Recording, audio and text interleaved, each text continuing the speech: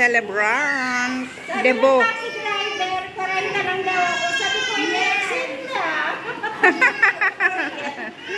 Ayan, diba? Kahit nga lang sabi niya. Tulog yan, dear. Ihalata na 16. Happy birthday, ate.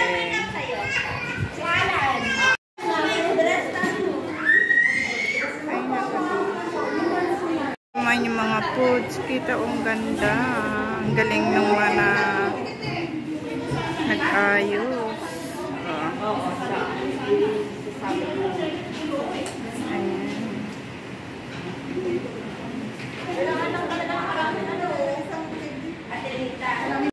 Ayan.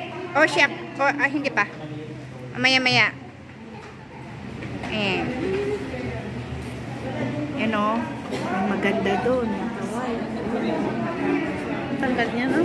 Tanggal niya pang Miss. Pang pageant. Pang Miss Beach. Ayan. Maya-maya mag-umpisa ng celebrant ng party. Yeah. Maya na ulit.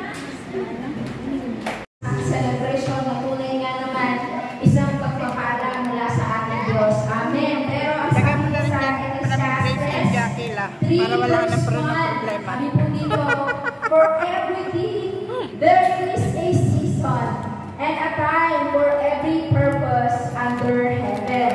Sa ibang translation po, ang sabi doon, everything that happens in this world at the time God chooses. So lahat po ng pangyayari, pinili po ng Diyos. Naniniwala po ako, itong oras na ito ay pinili ng Diyos sa buhay ng bawat isa, lalo po sa ating ipagdiriwang ngayong araw na ito. Kaya naman, dahil nga po, there is time for everything. Tayo ngayon ay magdiriwang ng kaarawan ng ating kapatid. But, syempre, hindi po maaari na hindi natin i-welcome ang Diyos na nagbigay sa Kanya ng buhay, sapagkat sabi po sa salita ng Diyos sa Psalms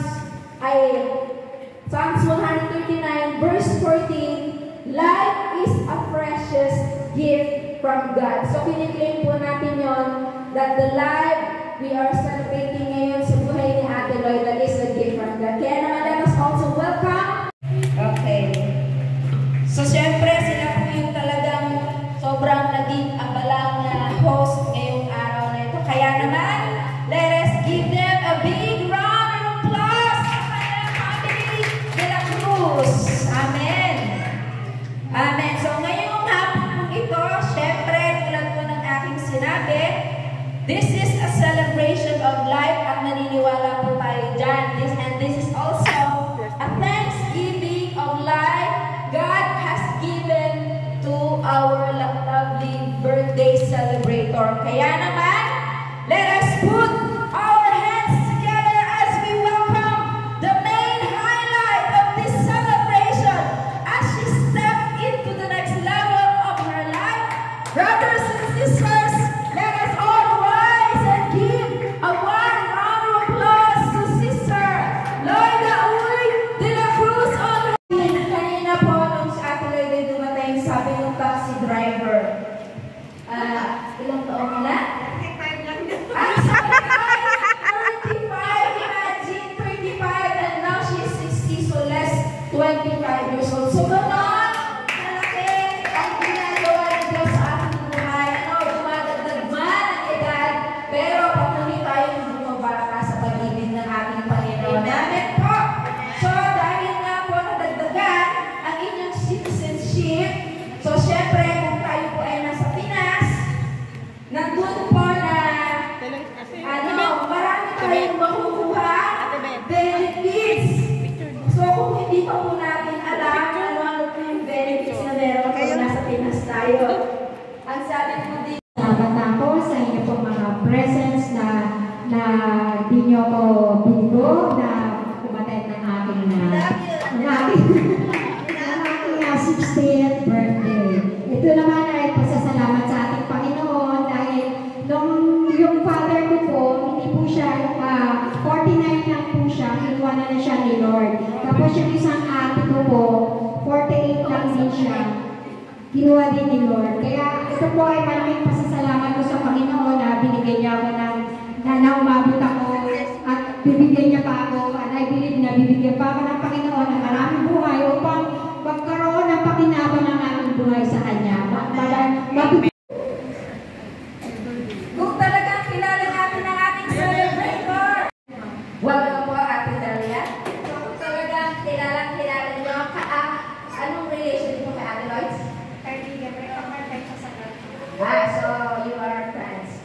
So, kung talagang kilala niyo po, ikaw kaibigan lang, nagpa-part-time lang daw sa akin ni Ate Lois. But, sabi niya, kung talagang kilala natin ang celebrator today, ano po ang paboritong food ni Ate Lois? Fish. Tama po, Ate Lois? Well, buti po yung nilagpare-time na. Tita!